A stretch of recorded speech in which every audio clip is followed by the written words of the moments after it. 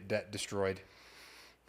I don't know if it was the end of May or 1st of June. I'd have to look at my notes. So the biggest ammunition storage, Around 12 May. that was around 12 May. Yeah, we'd just gone into Cambodia. And that was right when you went in. Right. Okay. And then later on in the same month of May was when you destroyed Warehouse Hill? Yeah. Okay. Were you guys basically like based in Cambodia during that time? Or were you flying from Vietnam into Cambodia? Flying from Vietnam into Cambodia. And then flying back after once, you're done? once the infantry unit, whoever captured the site, then they would call us in. Now, sometimes we would get called in if they came across a bunker complex.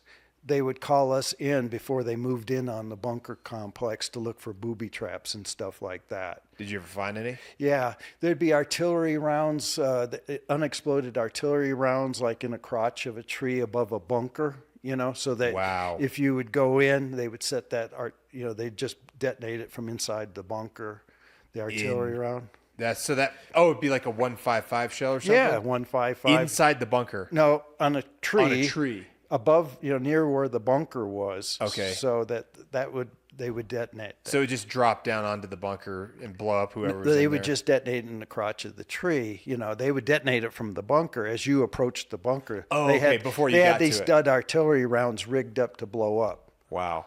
They would repurpose all of our dud ammunition. Okay, they would take your ammunition that we left behind, turn it into explosive booby traps. Yeah, essentially what they were doing is making IEDs back then. And we didn't call them IEDs back then. Yeah, they were booby traps. Yeah, and it's kind of interesting how the term booby came about because it's a Spanish word, booby trap. Yeah, booby is a clown. Really? Yeah. So clown trap. It's a clown trap. Yeah. And so that's how the term came.